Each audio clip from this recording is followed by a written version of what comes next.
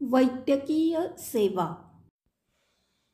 New Jersey एडिसनला आल्यावर लगेच जेटलॅगचा त्रास होईल अशी अपेक्षा होती, पण तसे न होता उलट झोपच उडून गेली. कदाचित पुष्पकमधील कमल हसनला गोंगाट नसलेल्या जागी झोप येत नाही, तसेच येथे प्रदूषण हवेचे आणि ध्वनीचेही नसल्यामुळेच की काय कोणास ठाऊक. आमच्या पुण्याच्या सदनिका संकुलात वाहनाच्या हॉर्नचा वापर एकमेकांना आव्हान किंवा आवाहन करण्यासाठी केला जातो आणि हा आपला वारसा अगदी धर्मक्षेत्रे कुरुक्षेत्रेपासूनचा आहे. पण त्या काळात श्रीकृष्ण व अर्जुन एकमेकांना बोलावण्यासाठी शंख फुंकत होते असं काही दिसलं नाही. इथं अमेरिकेत आल्यापासून हॉर्नचा आवाज काढणे हे असभ्यतेचे समजण्यात येते की काय अशी शंका येते.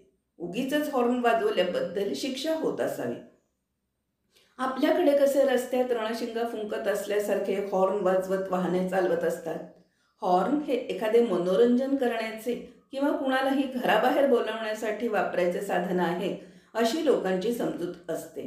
हॉर्नचा आवाज कमी वाटतो म्हणून की काय रस्त्यात निरनिराळी घोषणा युद्ध चालू असतात. ध्वनी प्रदूषणामुळे बरीच जनता बहिरी झाली असली तरी आपला हा छंद काही सुटत नाही. याशिवाय हॉर्नचा आवाज कमी पडतो म्हणून की काय काही उत्साही तरुण आपल्या गाडीचे ध्वनिमंदक म्हणजे सायलेन्सर काढून जास्तीत जास्त वेगानं गाडी चालवून आपण किती मोठा आवाज काढू शकतो हे दाखवून वेगमर्यादा, ध्वनी प्रदूषण या कल्पना केवळ वेडगळ लोकांसाठी आहेत हे सिद्ध करतात. 15 ऑगस्टला तर असे उत्साही तरुण अशा ध्वनिवर्धक वाहनांची प्रभात फेरीच काढून आपणास खरंच स्वातंत्र्य मिळाले आहे हे जाहीर करतात. आणि अशा स्वातंत्र्य दिग्दर्शनास देशभक्ती हे नाव असल्याने त्यांना अडवण्याचा देशद्रोह पोलीसही करू शकत नाही. येथे मात्र सारे कसे शांत शांत वाटत होते. बिचारे अमेरिकन तरुण. तीच गोष्ट प्रदूषणाची. आपल्याकडे पोल्युशन तपासणी करणाऱ्या पोलिसांच्याच गाड्यातून आणि जवळजवळ सर्व सार्वजनिक वाहतूक करणाऱ्या वाहनातून धुराचे लोट बाहेर पडत असतात. येथे त्याचाही मागमूस नव्हता. तरीही निघाल्यापासूनच्या दगदगीमुळं आणि नंतरही काही दिवस नीट झोप न लागल्यामुळं मला सर्दी आणि खोकल्याने बेजार करून टाकले. तशातही दैनंदिन व्यवहार मी कसे तरी पार पाडत होतो. इन्शुरन्स काढला असला तरी सर्दी खोकल्यासाठी डॉक्टरकडे जावेसे वाटे ना. त्यामुळे नेहमीच्याच ज्या गोळ्या मी बरोबर आणल्या होत्या त्यांचा वापर आणि गरम पाण्याच्या गुळण्या, विक्सची वाफ घेणं अशा उपायांचा अवलंब करूनच आपले दुखणे हटवण्याचा माझा इरादा होता. आणि तेच योग्य होतं हे पुढे माझ्या मुलाला सर्दी खोकला झाल्यावर येथील डॉक्टरांनी जो अँटीबायोटिक्सचा मारा त्याच्यावर केला त्यावरून समजले. त्या दृष्टीने भारतात असणे खूपच फायदेशीर असते असे वाटले. येथे अगोदर इन्शुरन्स असल्याशिवाय डॉक्टरकडे प्रवेशच नसतो आणि परत डॉक्टरची अपॉइंटमेंट मिळेपर्यंत रोग किंवा रोगी संपण्याची पण शक्यता असते. एकूण डॉक्टरांची वृत्ती लोकांना घाबरवण्याची असते आणि त्यामुळे आपल्या बुद्धीने उपचार करणे शक्यच नसते. त्यामुळे बरेच भारतीय आयुर्वेदिक उपचार सोयीस्कर, स्वस्त आणि खात्रीलायक असतात. तेही करायला भारतातून गेलेल्या नव्या पिढीचे म्हणजे आमच्या पुढच्या पिढीचे लोक घाबरतात. अगदी लहानपणी मुलाला मधाचं बोट चाटवण्याची आपली भारतीय पद्धत, तर इथं मधाची चवही वर्षाच्या आतल्या मुलाला द्यायची नाही. तीच गोष्ट वरच्या दुधाची. आमच्या पहिल्या नातवाला गाईचे दूध 4-5व्या महिन्यात आम्ही देऊ लागलो आणि त्याचा अमेरिकेत जन्मलेला धाकटा भाऊ मात्र वर्षाचा झाला तरी पावडरचं दूधच पित होता. त्याला फॉर्म्युला म्हणतात म्हणे. माझा मोठा नातू 9 वर्षाचा झाला तेव्हा त्याची दाढ किडली. ती काढण्यासाठी दंतवैद्याची अपॉइंटमेंट घेऊन मुलगा आणि सून त्याला घेऊन गेले. तर तिथे 2 तास वाट पाहून डॉक्टरकडे गेल्यावर हा आता ॲडल्ट झाला आहे आणि त्याचा इन्शुरन्स तो किड म्हणजे अल्पवयीन असताना काढला होता. त्याचा इन्शुरन्स ॲडल्ट या सदरात काढून ॲडल्टचे दात काढणाऱ्या दंतवैद्याकडे त्याला न्या अशी त्याची बोळवण करण्यात आली. आता ज्या दंतवैद्याला दात काढता येतात त्याला लहान मुलाचे दात काढणे काय किंवा मोठ्या माणसाचे काय काय फरक पडणार आहे. मी तर माझे आणि माझ्या ह्याच नातवाच्या बापाचे, तो त्यावेळी 7-8 वर्षांचाच होता, एकाच डॉक्टरकडून एकाच बैठकीत किंवा खुर्चीत काढून आलो होतो आणि त्यातही त्याचा दात अगोदर काढून तो रडला नाही हे पाहून हे धाडस मी केलं होतं. याची आठवण होऊन या डॉक्टरला काय म्हणावे असं म्हणून कपाळावर हात मारून घेतला. बरं, पुन्हा ॲडल्टचे दात काढणाऱ्या डॉक्टरची अपॉइंटमेंट घेण्यासाठी इन्शुरन्स कव्हर नाही, त्यासाठी पुन्हा इन्शुरन्स कंपनीला कळवून वाट पहा. त्यामुळे तोपर्यंत नातवाचा दात आपोआपच पडेल असं मला वाटून गेलं. मेडिकल इन्शुरन्स हा आणखी एक वेगळाच प्रकार आहे. त्यात काही गोष्टींचा समावेश होतो तर काहींचा नाही, आणि हे आपण आजारी पडल्यावरच कळतं. आपल्याला ज्या टेस्ट घ्यायला सांगतात त्याचा अहवाल आपल्या हातात पडत नाही. तो सरळ ज्या डॉक्टरकडून औषधोपचार घेतला त्याच्याकडेच पाठवला जातो. वैद्यकीय बाबींवर होणारा खर्च अगदी डोळे पांढरे करणारा असतो. अमेरिकेतच परिचय झालेले माझे एक मित्र हृदयविकाराने आजारी पडले आणि पेसमेकर बसवावा लागला.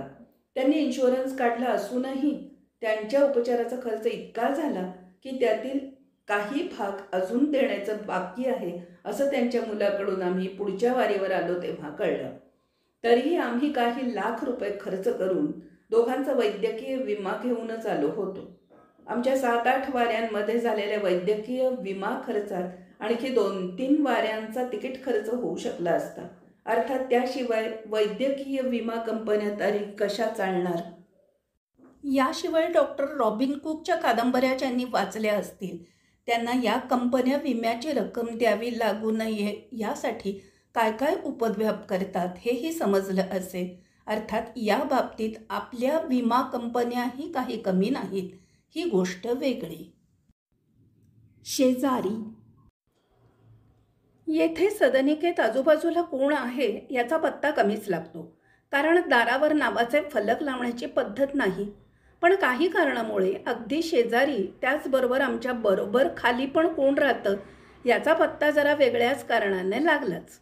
एकदा आमचे वॉशिंग मशीन बंद पडल्यामुळे सुजितने संकुल कार्यालयास फोन केला आणि त्यांनी माणूस पाठवतो म्हणून सांगितल्यावर तो कामावर गेला. आमच्या भारतीय अनुभवानुसार सुजित घरी परत आल्यावरच किंवा त्यानंतरही काही वेळा फोन केल्यावर माणूस येईल अशी अपेक्षा होती. पण थोड्याच वेळाने दारावरील बेल टरारले. अशा वेळी कोण येणार आणि तेही सुजित घरी नसताना. तरीही आम्ही भीत दरवाजा किलकिला केला. एक उंचापुरा गोरा माणूस दारात उभा राहून काहीतरी सांगत होता, पण त्याचं इंग्लिश आमच्या कळण्यापलीकडलं होतं. आता याला घरात घ्यायचे की नाही हा पेच आम्हाला पडला, कारण असे लोक येऊन घर लुटून नेतात अशी सूचना सुजितने केली होती. सुदैवाने आमच्या शेजारच्या सदनिकेतील व्यक्ती बाहेर डोकावली आणि त्याने तो आलेला माणूस संकुल कार्यालयाने पाठवला आहे असे सांगितले. आमचे वॉशिंग मशीन बंद पडले आहे हे त्यानेच त्याला सांगितले. आलेल्या माणसाचे बोलणे तो स्पॅनिश असल्यामुळे आम्हाला कळत नव्हते. आमच्या शेजाऱ्याने दुभाषाचे काम केले आणि आमची अडचण दूर झाली. आमचा हा शेजारी मुंबईचाच होता आणि गुजराती असला तरी त्याला मराठी बऱ्यापैकी येत होतं. पुढे त्याच्या आईची आणि माझ्या सौची बरीच दोस्ती झाली. त्यानंतर तो मधून गप्पा मारू लागला. तरी घरी येऊन बसण्याची प्रथा नाहीच म्हटलं तरी चालेल. आमच्या बरोबर खाली राहणारा पण भारतीयच होता, पण त्याचा परिचय जरा वेगळ्या संदर्भात झाला. एक दिवस आम्ही दोघंच घरात असताना दुपारी जरा वामकुक्षी घेत असताना बेल वाजली. आम्ही आश्चर्याने दार उघडलं तर एक साधारण 25 वर्षाची भारतीय तरुणी दारात उभी. Uncle, you are making noise and I can not sleep असं त्रासिक मुद्रेनं ती म्हणत होती. आमच्या चालण्याचा आवाज येत होता असे हे खरे, पण आम्ही चालत नसताना होत असेल असं वाटलं नव्हतं. तिला आम्ही विश्रांतीच घेत होतो असं सांगितल्यावर चेहरा आणखीच वाकडा करून निघून गेली. सुजित ऑफिसमधून आल्यावर त्याला सांगितल्यावर तो म्हणाला, तिला असे वर येऊन आपल्याला सांगण्याचे कारण नव्हते. ते प्रकरण तेवढ्यावरच मिटेल असे वाटले होते. पण त्यानंतरही आम्ही एकदा रात्री उशिरा घरी आल्यावर त्या नवरा बायकोला त्रास झाल्याचे नवऱ्याने आम्हाला वर येऊन सांगितलं. त्यावेळी सुजित असल्यामुळं त्याने त्याला why are you disturbing us, you can make complaint to apartment office असा दम दिला. ते एक सिंधी जोडपं होतं. पुढे आम्ही चालू लागलो की तेच खालून छतावर काहीतरी आपटून आवाज काढायचे. थोडक्यात आमचे अघोषित ध्वनियुद्ध चालू झाले. पण त्याचा शेवट कसा होईल याचाच आम्ही विचार करत असताना आश्चर्य म्हणजे एक दिवस खरोखरच आम्हाला संकुल कार्यालयाकडून पत्र आले आणि त्यात तुमच्या खाली राहणाऱ्या भाडेकरूला छतावर आवाज करून तुम्ही त्रास देता अशी तक्रार पुन्हा आल्यास तुम्हाला सदनिका सोडावी लागेल अशी नोटीस आली. त्यानंतर आम्ही ते पत्र घेऊन सदनिका कार्यालयात गेलो तेव्हा तेथे असलेल्या सदनिका प्रतिनिधी, ती एक तरुण स्त्रीच होती, तिने आम्हाला धीर देऊन असा आवाज येतच असतो याची आम्हाला जाणीव आहे असं सांगितलं. त्यामुळे आम्ही निश्चिंत झालो. तरीही आमच्यासारख्या नवागतांची झोप काही दिवस उडवायला ती घटना पुरेशी झाली. भारतात शासकीय गृहसंकुलात राहत असताना शेजाऱ्यांशी भांडण्याचे काही प्रसंग आले होते, पण त्यामुळे घरातून हकालपट्टी होण्याची ताकीद मिळाली नव्हती. तेथे आपली भांडणं आपापसातच मिटवावी असा शासकीय दृष्टिकोन होता. आबा, त्यावेळी महाराष्ट्राचे गृहमंत्री R. R. पाटील गेले बिचारे. त्यांनी अशा वेळी तंटामुक्त गाव अशी तंटामुक्त सदनिकेची योजना लागू केली असती.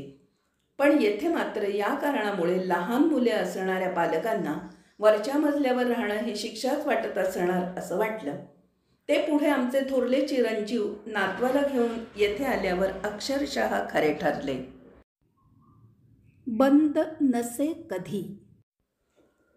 आम्ही येथे आल्यापासून आणखी एक महत्त्वाची जाणवण्यासारखी गोष्ट म्हणजे वीज, पाणी आणि फोन अखंड चालू होते, ते कधी बंद आहेत असं जाणवलं नाही.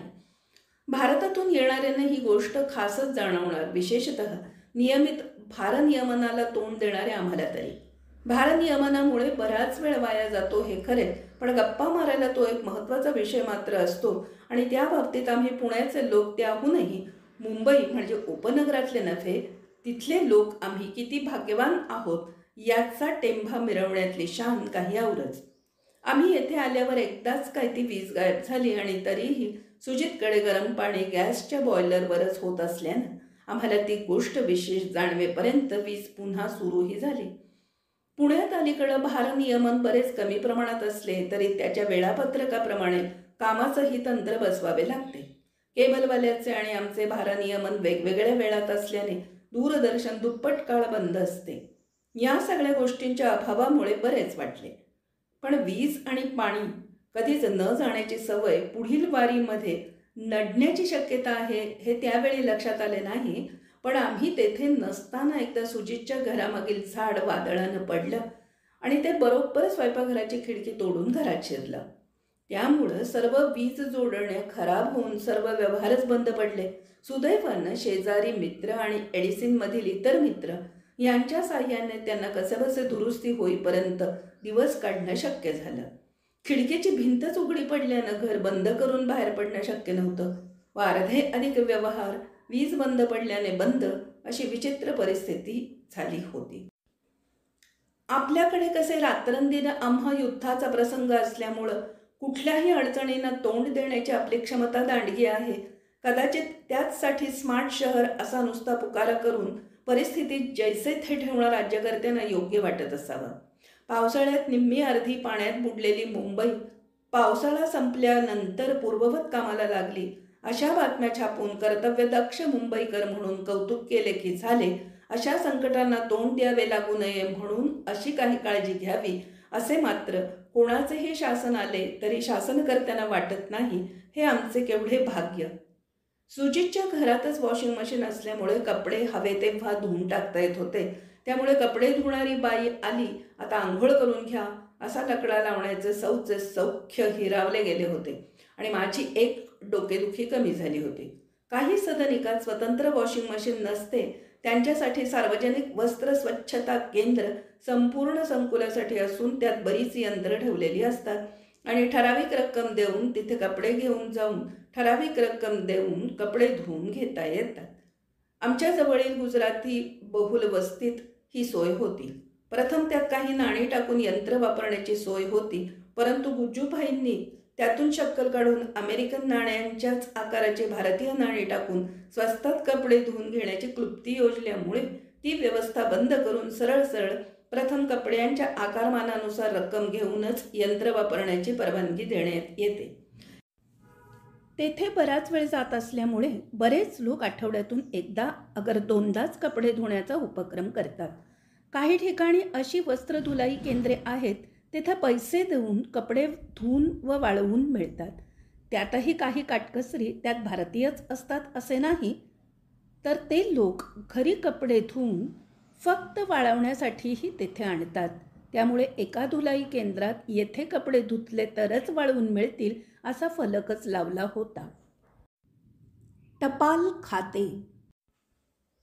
सुजित कामावरून आल्यावर घरात प्रवेश करताना एका हातात टपाल आणि दुसऱ्या हातात बराच छापील कागदांचा गठ्ठा घेऊन येत असे. संदेशवहनात इतकी प्रगती झाली तरी अजूनही अमेरिकन लोकांचा विश्वास टपाल खात्यावर आहे याचं कौतुक वाटलं. आपल्याकडे मात्र टपाल खात्याचं 90% काम कुरिअर सेवेनेच उचललेले आहे.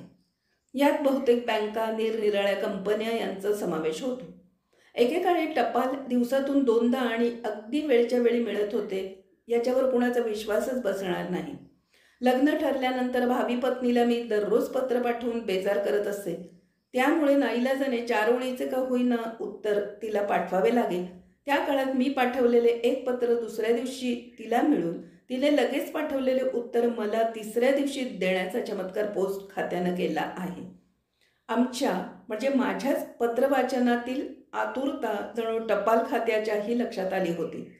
दुसऱ्या एका वेळी माझ्या बडोद्यात राहणाऱ्या बहिणीने माहेरपणासाठी घरी आल्यावर आपल्या पतिराजांना पाठवलेल्या पत्रावर सगळा पत्ता बरोबर लिहून बडोदा व पिन क्रमांक लिहिताना तिला कसली एवढी घाई झाली होती कुणास ठाऊक. म्हणजे कदाचित टपाल पेटीतून टपाल निघण्याची वेळ झाली असावी. पण त्या जागी तिने फक्त बी एवढे एकच अक्षर लिहिले आणि तसंच पत्र पोस्टात टाकले. आणि आश्चर्य म्हणजे पत्त्यातील खाणाखुणांवरून पोस्ट खात्याने ते बी म्हणजे बडोदा असेल असा तर्क करून ते पत्र बरोबर इष्टपत्त्यावर पोहोचवले. हे आम्हाला कळण्याचे कारण म्हणजे लगेचच 2-3 दिवसात आमच्या मेवढ्यांचे एक जाडजूड पाकिट आले. खरं तर त्यांचाही बायकोसाठीच्या प्रेमळ शब्दांचा साठा माझ्याप्रमाणेच लग्नापूर्वी लिहिलेल्या पत्रांमध्येच खतम झाला होता. असे असताना त्यांच्या त्या जाडजूड पाकिटाचं सर्वांनाच आश्चर्य वाटले. पण ते उघडून पाहिल्यावर बहिणीच्या पत्राचं पाकिट म्हणजे तिने पाठवलेल्या पत्राचा कागद काढून घेऊन त्यात त्यांनी ठेवलेले आणि पहा कसा बावळाटासारखा पत्ता लिहिला आहेस असा शेरा असलेले पत्र त्यात मिळाले. एकेकाळी असे कार्यक्षम असणारे टपाल खाते थोड्याच दिवसात इतके बिघडले की मी एकदा परगावी गेलो आणि परत यायला शनिवारपर्यंत उशीर होईल अशी तार केली. ती मी प्रत्यक्षात शनिवारी घरी पोचल्यावर मिळाली आणि ती वेळेवर न पोचवल्याबद्दल सौने तक्रार करतात हजर जबाबी पोस्टमनने त्यात शनिवारी पोचत आहे असंच लिहिलं आहे ना असा मुतोड जबाब दिला. म्हणजे पोस्टमन तारा वाचून त्यातील तातडीनुसार त्यांचे वाटप करत असावेत. अलीकडे पोस्ट खात्याकडे मुदत ठेवी व्यतिरिक्त आणखी बऱ्याच गोष्टींच्या विक्रीचेही काम सोपवून शासनानेच त्यांच्या मूळ टपाल वितरण कामाकडे दुर्लक्ष करण्यास उत्तेजन द्यायला सुरुवात केली आहे. आता फक्त बिलं आणि नोटिसा एवढेच काय ते टपालाने येते, बाकी सर्वत्र कुरिअरच वापरले जाते. सुजितच्या सदनिकेच्या बाहेर असलेल्या पत्रपेटीत मात्र पोस्टमन अगदी नियमित टपाल टाकताना दिसे. अर्थात त्यांना टपाल खात्याची गाडी दिमतीस असे. आताही स्वतंत्र घरात राहायला गेल्यावरही तीच परिस्थिती आहे. मात्र त्यासाठी प्रत्येक घरमालकास घराबाहेर एका छोट्या खांबावर स्वतःची टपाल पेटी बसवावी लागते. आणखी एक चांगली बाब म्हणजे आपल्याला पाठवायचे पत्रही या पेटीवर ठेवल्यास ते तो पोस्टमन घेऊन जातो आणि पुढे ते योग्य ठिकाणी पाठवले जाते. त्यासाठी पोस्टाची पेटी हुडकावी लागत नाही.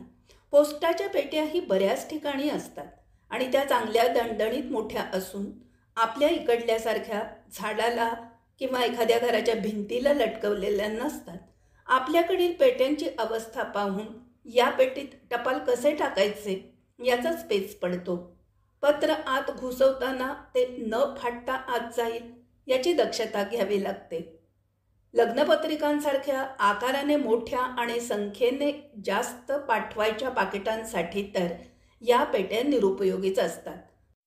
त्यासाठी पोस्टाच्या इमारतीत जाऊनच सगळी पाकिटं तेथील कर्मचाऱ्याच्या ताब्यात द्यावी लागतात. काटकसर जास्तीत जास्त कशी करावी हे आपल्या टपाल खात्याकडून शिकावे. कारण टपाल कचेरीपासून टपाल पेटीपर्यंत प्रत्येक गोष्ट कमीत कमी खर्चाचा आदर्श नमुना असते. आणि तरी जनता म्हणते की सरकार उधळपट्टी करते. उधळपट्टीसाठीच्या बाबी कोणत्या त्याची वेगळी यादी असते. मॉलला माल. सुजितच्या हातातील कागदांचा दुसरा गठ्ठा असतो निरनिराळ्या मॉल्सच्या आकर्षक योजनांच्या भेंडोळ्यांचा. एकावर एक फुकट हा प्रकार तर आपल्याकडेही अगदी सार्वत्रिक झाला आहे आणि नवनव्या शॉपिंग कॉम्प्लेक्सेसच्या उद्घाटनाबरोबर यांची संख्या वाढतच असते. इथल्या आणि आपल्या ऑफर्स यातील फरक एवढाच असतो की इथे त्यात फसवणुकीचा प्रकार कमी असतो किंवा नसतोच म्हटलं तरी चालेल. घेतलेला माल परत घेण्याविषयी तर ते इतके तत्पर असतात की काही बहाद्दर भारतीयांनी भारतात जाताना नवा कॅम्पकॉर्डर किंवा कॅमेरा घेऊन जाऊन तेथील मुक्कामात फोटो किंवा चित्रण करून महिन्याभरात येथे आल्यावर त्या वस्तू परत केलेल्या आहेत आणि काहीही प्रश्न न विचारता त्या परत घेतल्या गेल्या आहेत. कुठल्याही ट्रिपला जाताना ते असंच करतात असं त्यांनी मला अभिमानाने सांगितले. मला स्वतःला आलेला अनुभव म्हणजे मी एक घड्याळ $1 मिळाले म्हणून घेतले, पण घरी गेल्यावर त्यात काही दोष निघाल्यामुळे ते मी भीतच परत करायला गेलो तर विक्रेतीने एक शब्दही न बोलता पावती पाहून $1 काढून दिला. थँक्सगिव्हिंग अथवा ख्रिसमसच्या सेलनंतर तर वस्तू परत घेण्यासाठीच खास काउंटर उघडलेले असतात. वाढदिवसालाही भेटी देताना त्याचबरोबर वस्तूची पावतीही दिली जाते, ज्यामुळं आपल्याला पसंत नसेल तर ती वस्तू बदलून घेता येते. महत्त्वाची गोष्ट म्हणजे इथं कोणतीही खरेदी करायला दूरच जावे लागत असल्याने केवळ वस्तू बदलून घेण्यासाठी दूर जाण्याचा कंटाळा येत नाही. आमच्या गावातील एक स्टेशनरी वस्तू विकणारा दुकानदार तर एवढा खवीस होता की वस्तू परत घेण्याची बात तर दूरच, पण त्याच्या दुकानातील एखाद्या वस्तू चुकून तुमचा हात लागला तर त्याचा अर्थ ती वस्तू तुम्ही विकत घेतली आणि तिचे पैसे वसूल करून ती वस्तू तुमच्या गळ्यात मारणारच. त्यामुळं त्याचे आडनाव महाडिक होते, तर आम्ही त्याला महाडिंक म्हणत असो. ऑफर्ससाठी लोक किती जीव टाकतात हे एका मॉलच्या थँक्सगिव्हिंगच्या सेलच्या 22 नोव्हेंबरच्या खरेदीसाठी 21 तारखेच्या रात्री 12 पासून लोक रांगा लावून उभे होते यावरून लक्षात येईल. एक महिला तर 8 महिन्यांची गरोदर असून त्या मॉलपासून 30-40 मैल अंतरावरून येऊन रांगेत उभी होती. तिला वॉशिंग मशीन अगदी स्वस्तात मिळाले म्हणे. बहुतेक होणाऱ्या बाळाचे कपडे घरच्या घरी धुता यावेत यासाठी तिचा हा सगळा आटापिटा असावा. माझ्या मुलाने पण अशाच एका ऑफरचा फायदा घेण्यासाठी पहाटे 5 वाजता मॉलपर्यंत जाण्याचा विक्रम केला, पण तोपर्यंत त्याला हवी असलेली वस्तू संपल्यामुळं त्याला हात हलवत परत यावे लागले. पण त्यात मजेची गोष्ट म्हणजे घरी आल्यावर सहज कॉम्प्युटरवर पाहत असताना तीच वस्तू ऑनलाईन खरेदीत त्याच कमी किमतीत उपलब्ध असल्याचं त्याला दिसलं आणि त्याने ऑर्डर नोंदवल्यावर खरोखरच 2 दिवसात ती वस्तू घरपोच मिळाली. आपल्याकडे मात्र अशा ऑफर्सची लालूच दाखवून ग्राहकांना आकर्षित करायचे आणि नंतर मात्र काहीतरी कारण दाखवून नको असलेली वस्तूच ग्राहकाच्या गळ्यात घालायची असे प्रकार होत असल्याचे आम्ही त्या भानगडीत पडत नसल्याने वृत्तपत्रातील बातम्यांवरूनच कळते.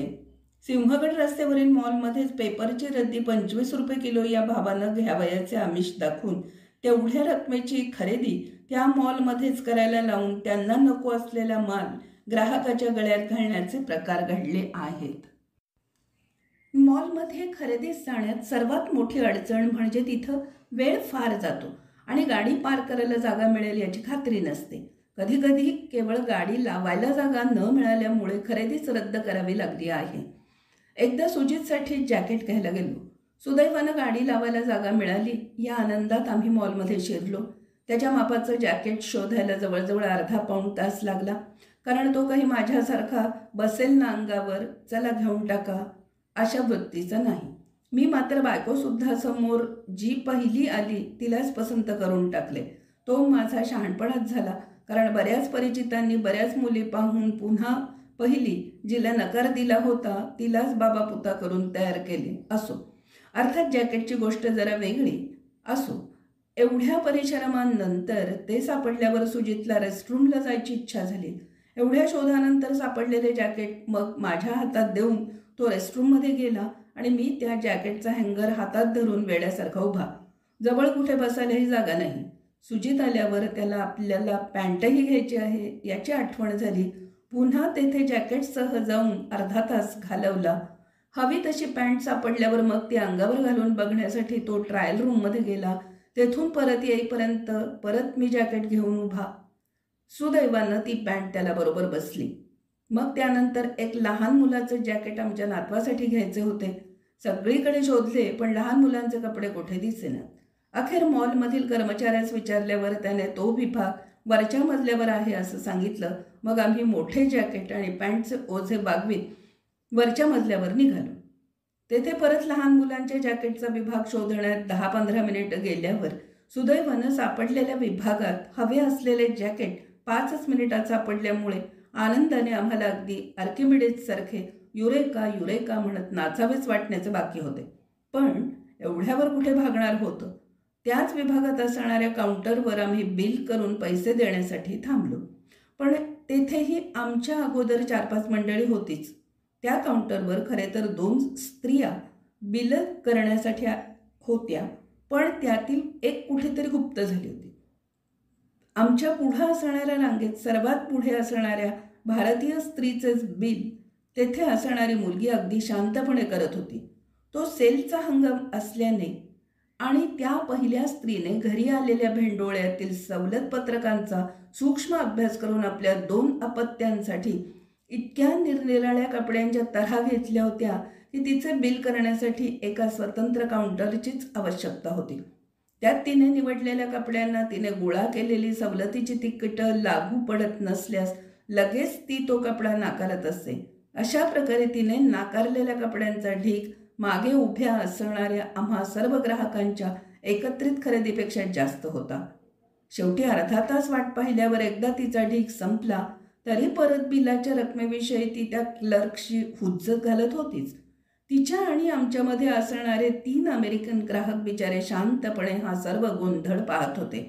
अर्थात आम्हीही भारतीय असलो तरी मनातल्या मनात तिला शिव्या देणे पलीकडे काय करणार होतो. भारतात मात्र मागील ग्राहकांनी ए बाई तुझा सगळा घोळ नंतर मिटव, आम्हाला 1-2 वस्तूच घ्यायच्या तेवढ्या घेऊ दे, मग बस तू शांतपणे तुझी खरेदी करत असं सुनावलं असतं. मधल्या 3 गिरायकांनी मात्र आमच्यासारखीच अगदी मोजकीच खरेदी केल्यामुळं त्यानंतर 5-10 मिनिटातच आमचा नंबर लागला आणि मी सुटकेचा श्वास सोडला.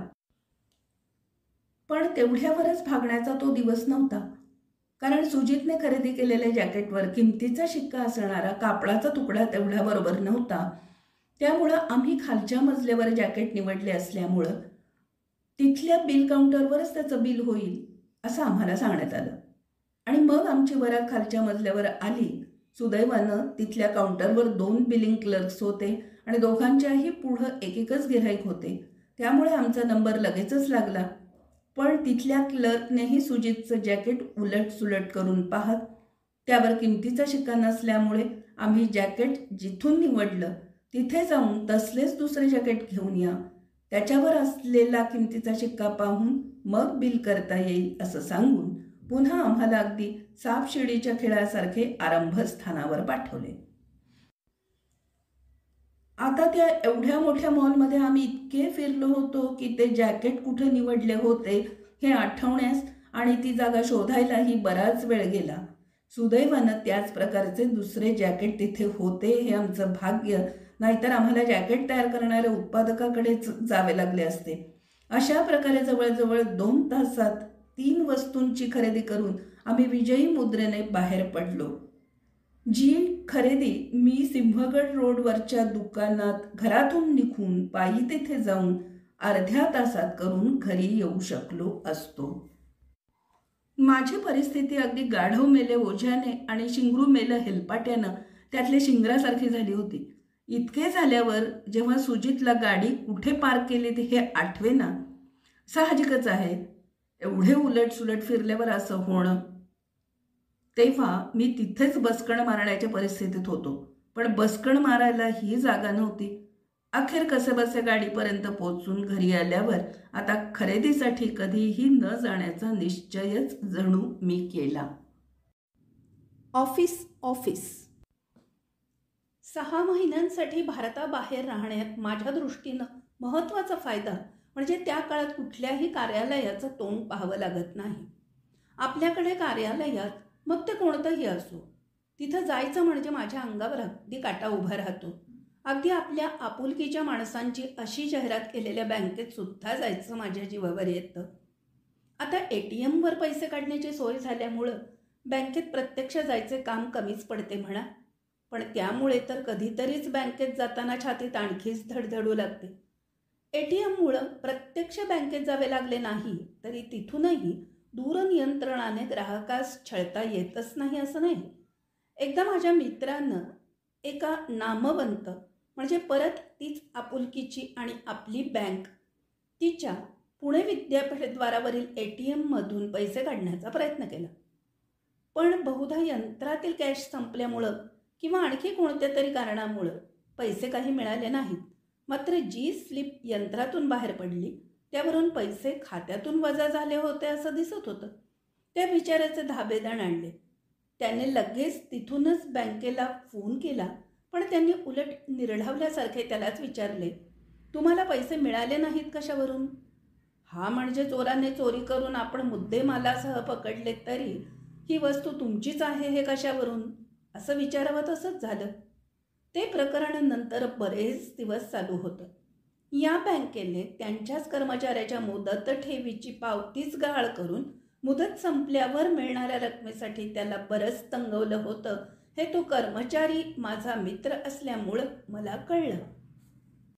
मला मात्र एकदा कर्मधर्म संयोगाने बँकेलाच म्हणजे ती सुद्धा आपुलकीच्या माणसांचीच बँक तिला छळण्याचा योग लाभला.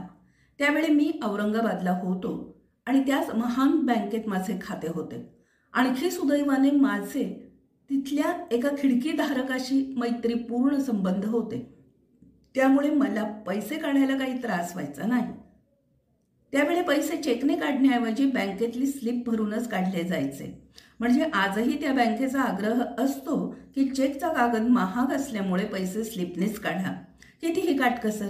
एकदा तर या बँकेने मी चेकबुक वापरून पैसे काढले म्हणून मला ज्यादा आकार लाभला होता तेव्हा खाते बंद करण्याची मी धमकी दिल्यावर बँकेच्या व्यवस्थापिकेने माघार घेतली. त्यामुळे पासबुकच्या नोंदीवरूनच आपली शिल्लक म्हणजे असली तर किती आहे हे कळायचं. माझे पासबुक संपले होते आणि मी मागणी करूनही मला नवे पासबुक मिळाले नव्हते. तसे मी शाखा प्रमुखांच्याही निदर्शनास आणले होते. त्यामुळे माझ्या खात्यात शिल्लक आहे की नाही आणि असल्यास किती आहे याची कल्पना मला नव्हती. खिडकीवरील मित्रानं शिल्लक असेल या कल्पनेने मला हवी ती रक्कम दिली आणि मी खिडकी सोडली. त्यानंतर माझी बदली औरंगाबादहून सोलापूरला झाली आणि मला त्वरित सोलापूरला जावे लागले. सोलापूरला मी थोडा स्थिरस्थावर होईस्तोवर एक दिवस अचानक आमच्या घरी त्या बँकेचे मॅनेजर महोदय हजर झाले. मला आश्चर्यच वाटलं, कारण त्यांचा आणि माझा परिचय असला तरी लगेच सोलापूरला माझ्या घरी येऊन माझी गाठ घ्यावी इतका दृढ नव्हता. त्यांचे बँकेचे काम तिथं निघाल्यामुळं आलो अशी सुरुवात करून अंदरकी बात नंतर उघड करत ते म्हणाले, अहो तुमच्या खात्यात रक्कम नसताना तुम्ही पैसे काढलेत आणि इकडे आलात. आता आमची पंचायत झाली आहे. यावर मी बँकेकडून नवीन पासबुक न मिळाल्यामुळे असं झाल्याचं त्यांच्या निदर्शनास आणल्यावर, आता झाले ते झाले पण आता लवकर पैसे भरून टाका अशी विनंती त्यांनी केली. मी बँकेला पत्र लिहून माझी चूक नसताना असं झाल्यामुळं मला शक्य होईल त्यावेळी आणि त्या पद्धतीने मी पैसे भरेन असे कळवले आणि तसेच केले. आता आपुलकी सिद्ध करणं बँकेला भाग होतं. त्याचा वचपा त्यांनी बहुतेक मला व्हिसासाठी DD पाहिजे होता त्यावेळी काढला. त्याचा उल्लेख मी सुरुवातीसच केला आहे. अशा अनुभवांमुळं भारतात कोणत्याही कामासाठी शासकीय वा निमशासकीय कचेरीत जायचं म्हणजे माझे मानसिक संतुलन तिथं जाण्यापूर्वीच आपल्याला कोणते अनुभव येणार या कल्पनेने बिघडायला सुरुवात होते. कदाचित हा माझाही दोष असू शकेल. कोणत्याही ऑफिसच्या खिडकीमागील व्यक्ती आपल्याकडे शत्रुवत पाहत आहे असं उगीचच वाटतं. तरुण वयात अंगात रग असल्याने अशा व्यक्तीशी आवश्यक असल्यास भांडण्याची खुमखुमी होती, पण आता तो उत्साह राहिला नाही. ऑफिस ही पंकज कपूरची मालिका जरा अतिशयोक्तीपूर्ण असली तरी त्यातील निरनिराळ्या ऑफिसात येणारा अनुभव बऱ्याच अंशी आपल्याला येणाऱ्या अनुभवांशी मिळता जुळता असतो. कोणत्याही ऑफिसात न जावेसे वाटण्यामागे हेच कारण असते. त्यामुळे अमेरिकेत अशा कामाविषयीचे काही अनुभव ज्यात ते ज्या कामासाठी ऑफिसात गेले तेथील कर्मचाऱ्याने चहा पाजून नंतर त्यांचे काम केले असे मुलाकडून ऐकल्यावर, इतकेच काय एकदा मलाही तसा अनुभव आला तेव्हा येथील सामान्य नागरिकाचा हेवाच वाटू लागला. माझ्या मुलाला ग्रीन कार्ड मिळण्याच्या वेळी जन्मतारखेचा दाखला आवश्यक होता. आजपर्यंत त्याच्या SSCच्या प्रमाणपत्रावरील तारखेवर काम भागत होतं, पण आता मात्र येथील कार्यालयाला त्याचा जन्म ज्या तहसील वा ग्रामपंचायत क्षेत्रात झाला त्यांचाच म्हणजे सुजितच्या बाबतीत औरंगाबाद महापालिकेच्या आरोग्य विभागाचाच हवा होता. जन्म मृत्यूच्या दाखल्याविषयी आकाशवाणीवरील निवेदक कानी कपाळी ओरडत असतानाही नेहमीच्या आळशी प्रवृत्तीनुसार लगेच आवश्यक नसल्यामुळं त्याच्या जन्माचं प्रमाणपत्र ताबडतोब घेऊन ठेवावं असं काही मला वाटलं नाही. मुलांना शाळेत घालताना सुद्धा आम्हाला या दाखल्यांची जरुरी पडली नव्हती. त्यामुळं सुजितचा जन्माचा दाखला आपण घेतलाच नाही याची आठवण जेव्हा त्याने आम्हाला फोन करून त्याची अडचण सांगितली तेव्हा झाली. त्याच्या एका मित्राचा जन्म सोलापूरला झाला होता. त्यालाही अशीच अडचण उपस्थित झाली होती. आपापल्या महापालिकांमध्ये आम्ही पालकांनी बऱ्याच चक्रा मारण्यासाठी कंबर कसली.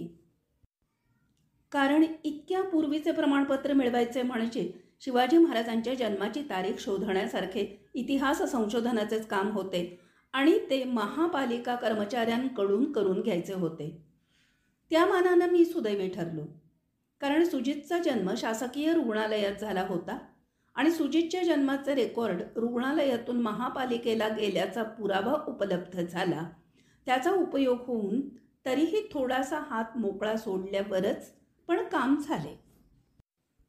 सुजितच्या मित्राच्या वडिलांना म्हणजे माझ्या सोलापूरच्या मित्राला महापालिकेने बऱ्याच चक्रा मारायला लावून शेवटी काही ताकास्तूर लागू दिली नाही. त्यांचं लगेचच अमेरिकेत जाण्याचा बेत होता. त्यामुळे बरोबरच प्रमाणपत्र घेऊन जायचं त्यांनी ठरवले. पण आता ते शक्य नव्हतं. म्हणून त्यांनी अमेरिकेत गेल्यावर तिथं तसं शपथपत्र म्हणजे ॲफिडेव्हिट करायचं असं ठरवलं. त्यामुळे अमेरिकेत गेल्यावर अगदी प्रथम ते काम करायचं त्यांनी ठरवले.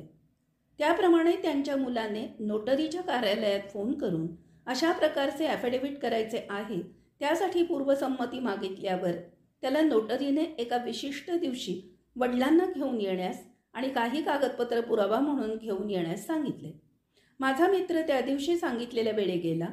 नोटरी त्याच्या टेबलावर सर्व कागदपत्र घेऊन वाटच पाहत होते. त्यांची जी काही फी होती ती भरून पावती त्यांना दाखवल्यावर त्यांनी माझ्या मित्राच्या सह्या त्या ऑफिसने तयार केलेल्या कागदपत्रावर घेतल्या.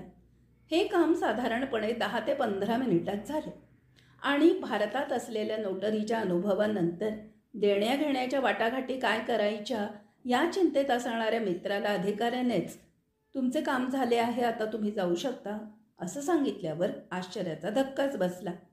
त्याने नंतर मला हे सांगितल्यावर आपणही उगीचच महापालिकेच्या चक्रा मारल्या असे वाटून गेले.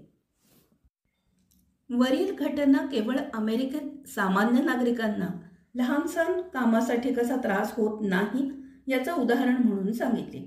मात्र अशा सोप्या पद्धतीने गोष्टी होत असल्याने जन्माचा दाखला किंवा खोटे पासपोर्ट सुद्धा दहशतवादी किंवा आंतरराष्ट्रीय गुन्हेगार कसे मिळवतात याचे वर्णन आर्थर हेली यांच्या द इव्हनिंग न्यूज या कादंबरीत वाचायला मिळाल्यावर सामान्य नागरिकास त्रास झाला तरी चालेल, पण देशाचे नुकसान व्हायला नको केवळ या हेतूने प्रेरित झाल्यामुळेच भारतीय पालिका, पोलीस किंवा पासपोर्ट ऑफिसमधील कर्मचारीही आपले काम एवढ्या बारकाईनं करतात हे ध्यानात येऊन त्यांच्या दक्षतेचे कौतुक करावेसे वाटले.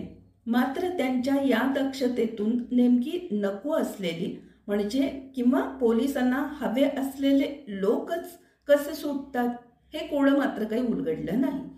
या दक्षतेचा अनुभव परत जाताना मला घ्यायचाच होता. अमेरिकेतील ऑफिसचा आणखी एक अनुभव माझ्या मोठ्या मुलाला मोटर चालन परवाना म्हणजे ड्रायव्हिंग लायसन्स घेण्याच्या वेळी आला. त्याला 2004 मध्ये त्याच्या कंपनीने अमेरिकेत पाठवले. त्यामुळे त्यालाही कार चालवायला परवाना घेणं भागच होतं. भारतात 4 चाकी वाहन चालवण्याचा कायम स्वरूपाचा परवाना त्याचा होताच, पण येथील नियम वेगळे. शिवाय लेफ्ट हँड ड्राईव्ह असल्यामुळं त्याला येथील RTO म्हणजे त्याला येथे डिपार्टमेंट ऑफ मोटर व्हेकल्स म्हणतात तिकडे जाणं आलंच. आमच्या घराजवळील ऑफिसला त्याने भेट दिली तेव्हा ते DMV ऑफिस नसून एखाद्या छोट्या IT कंपनीचं ऑफिस असावे असं त्याला वाटलं. आत शिरताच त्याला एक छोटा फॉर्म स्वागतिकेकडून मिळाला आणि तो भरून दिल्यावर लेखी परीक्षेसाठी एका संगणकाकडे त्याला पाठवण्यात आले. वाहन चालनाच्या नियमांविषयी 30 प्रश्न संगणकावर त्यांना विचारण्यात येतात आणि त्यातील 80% प्रश्नांची उत्तरं बरोबर येणं आवश्यक होतं. माझ्या मुलाने अगोदरच तयारी केल्यामुळं त्याने 24 प्रश्नांची उत्तरे ओळीने बरोबर दिल्यावर त्याला पुढचे प्रश्न न विचारताच तू पास झाला आहेस असं संगणकावर सूचित करण्यात आले. त्यानंतर प्रत्यक्ष गाडी चालवण्यास सांगतील असं त्याला वाटलं, पण तसं काही न होता एकदम त्याच्या हातात परवानाच देण्यात आला, कारण त्याला पुणे RTOकडून 4 चाकी वाहन चालवण्याचा कायम परवाना मिळालेला होता आणि बहुधा पुण्यात गाडी चालवणारा जगात कुठेही गाडी चालवू शकेल याचा त्यांना विश्वास असावा. तसा परवाना नसलेल्या त्याच्या बायकोलाही काहीही कटकट न करता परवाना मिळाला. मात्र तिला प्रथम शिकाऊ परवाना काढून काही दिवसांनी लेखी म्हणजे संगणकापुढील परीक्षा देऊन प्रत्यक्ष गाडी चालवून दाखवावे लागले. याच ऑफिसने एका स्त्रीला या टेस्टसाठी जवळजवळ 25-30 वेळा यायला लावले होते आणि इतक्या चक्रा मारायला लावल्यावर तिने टेस्ट व्यवस्थित दिल्यावरच तिला परवाना देण्यात आला असं एका बातमीत मी वाचलं होतं. कदाचित त्या तरुणीने आपले नाव गिनीज बुकमध्ये यावे या हेतूने असे मुद्दामच केले असल्यास न कळे. पण आणखी एक मजेची गोष्ट म्हणजे एकदा मोटर ड्रायव्हिंग स्कूलची फी भरली की परवाना मिळेपर्यंत कोणतीही जादा फी न घेता त्या व्यक्तीला ट्रेनिंग द्यावे लागते म्हणे. आपल्याकडे मात्र एकदा फी भरली की एका महिन्यात तुम्हाला गाडी चालवता येवो अथवा न येवो मोटर ड्रायव्हिंग स्कूल परवाना मिळवून देण्याची हमीच घेत असते. म्हणजे दोन्हींचा अर्थ एकच. उलट आपल्याकडे वेळेची बचत हा उच्च हेतू WCAV म्हणजे वाहन चालक विद्यालये यांनी बाळगलेला असतो. काही वेळा तुम्ही टेस्ट न देताही परवाना घरपोच मिळतो. इतक्या सुविधा असल्यावर उगीच RTOकडे जाण्याची तस्दी कशाला घ्यायची. शिवाय असे प्रशिक्षित वाहन चालक अनेक लोकांना स्वर्गवास घडवतात किंवा कमीत कमी नामस्मरणाचे पुण्य त्यांच्या पदरी बांधतात, हे आणखी वेगळेच. अमेरिकन शासकीय कार्यालये जरी सामान्य माणसाचा असा विचार करत असली तरी आपण मात्र काम बारकाईनं आणि शक्य तेवढ्या कंटाळवाण्या पद्धतीने करण्याचा भारतीय बाणा अमेरिकेत सुद्धा सोडायला तयार नसतो. याचा अनुभव आपल्या परवान्याचे नूतनीकरणाच्या वेळी माझ्या मुलांना आला. न्यूयॉर्कमधील भारतीय पासपोर्ट ऑफिससुद्धा कोणत्याही भारतीय शहरातील पासपोर्ट ऑफिसच्या तोंडात मारेल इतके गचाळ आणि तितकेच अकार्यक्षम आहे. थोडक्यात आपले भारतीयत्व टिकवून आहे. आता मात्र पुण्यातले खूपच चकचकीत व व्यवस्थित झाले आहे. इतके की न्यूयॉर्कमधील पारपत्र ऑफिसमधील कर्मचाऱ्यांनी येऊन पाहावे. न्यूयॉर्कमधील एका जुनाट इमारतीच्या तळघरातील 2 खोल्यांमध्ये हे थाटलेले आहे. पासपोर्ट आणि व्हिसा संबंधित वेगवेगळी कामे सांभाळण्यासाठी यात 8 खिडक्या किंवा टेबल आहेत. पासपोर्टचीच कामं जास्त असतात, कारण भारतात जाण्यासाठी व्हिसा मागायला अमेरिकन नागरिकांची अजून गर्दी व्हायला सुरुवात झाली नाही. मध्ये एका पेपरमध्ये एक कार्टून आले होते. त्यात रुपया इतका वधारलाय की भारतात जायला व्हिसा मिळत नाही याबद्दल एक अमेरिकन नागरिक खट्टू झाल्याचं दाखवलं आहे. त्यामुळं खरं तर पासपोर्टचेच काम महत्त्वाचे असून त्यासाठी 3 खिडक्यांचा वापर करण्यात येतो आणि इतर बिनमहत्त्वाच्या कामासाठी बाकीच्या खिडक्यांचा. त्यामुळं पासपोर्टच्या खिडक्यांसमोर बऱ्याच लांब रांगा असतात. बऱ्याच वेळा एवढ्या माणसांना उभं राहायला पुरेशी जागाही त्या ऑफिसात नाही. मला माझ्या औरंगाबादमधील पासपोर्ट कार्यालयाचा सुखद अनुभव आठवला. पासपोर्टच्या नूतनीकरणासाठी लागणारे सर्व कागदपत्र घेऊन आणि जुना पासपोर्ट घेऊन आपण त्या ऑफिसमध्ये प्रवेश केल्यावर रांग लावायच्या जागेपासून अडचणीस सुरुवात होते. इतकी ती जागा आकारानं लहान आहे. नेहमीप्रमाणे या खिडकीवर नको त्या खिडकीवर जा असे होऊन एका खिडकीवर कागदपत्र स्वीकारले जाऊन त्याची पावती मिळाल्यावर खास भारतीय पद्धतीनुसार आमच्या चिरंजीवांना 1 आठवड्यानंतर पासपोर्ट न्यायला येण्यास सांगण्यात आले. आता परत एक दिवस रजा काढून येण्याऐवजी त्यातल्या त्यात प्रयत्न करायचा म्हणून त्यांनी सांगितलेल्या दिवशी ऑफिसमधून जरा लवकर निघून पासपोर्ट मिळतो का पाहावे असा त्याने विचार केला.